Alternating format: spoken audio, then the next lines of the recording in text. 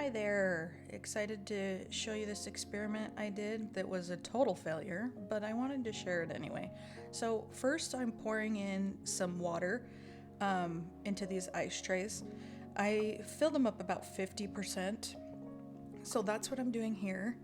And then I had all of this leftover liquid dye. I just don't use RIT anymore, and so I had all this left over, and I was like, I'm gonna try to make ice cubes out of it and see if I can ice dye with it. Well, let me tell you what, no, you can't. But here's how I did it anyway. So I had a red color, I had pink, I had purple, I have navy blue, I have teal, and I have dark green. And so that one's dark green. So here you can see I'm just filling them up. One thing to note is if you're going to use ice trays, make sure they're not ones that you actually make ice out of. These are specifically for my dye room. So after this, you wouldn't want to make ice cubes out of it. Just a quick little heads up. All right, so then I put them in the freezer for about 48 hours, and you can see how liquidy they are. They just didn't freeze all the way. It's so interesting, but the dye just does not freeze. So here I was trying to get it out, and I was like, what am I gonna do with this? This was like pure liquid. So I found a couple. Well, first I decided to put in more liquid and freeze them and see if maybe they just needed more water. And then I put them back in the freezer. It didn't help. It didn't do anything. So here I'm taking out, this is a dark green, and I'm putting it on as best I can, like still in, it was like a slushy form.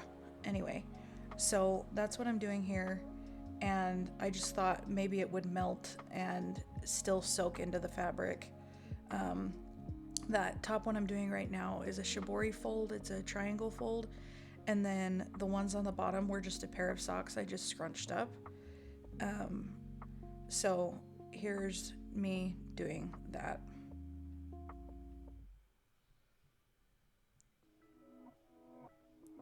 All right, so I let that sit for about 48 hours, and this is how it didn't like go through the fabric at all. It just sat right on top of the fabric.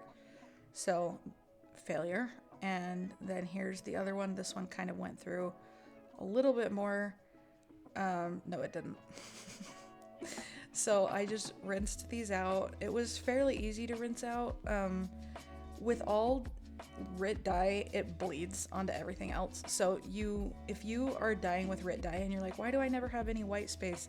It's because it's RIT dye. It just like it just bleeds so bad onto the white parts. So anyway, here I'm rinsing out the other one.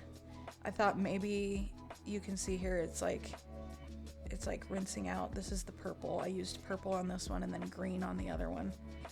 And here I was kind of hopeful. I was like, oh, maybe that did kind of work. But then the more I rinsed it, the more I was like, this looks terrible.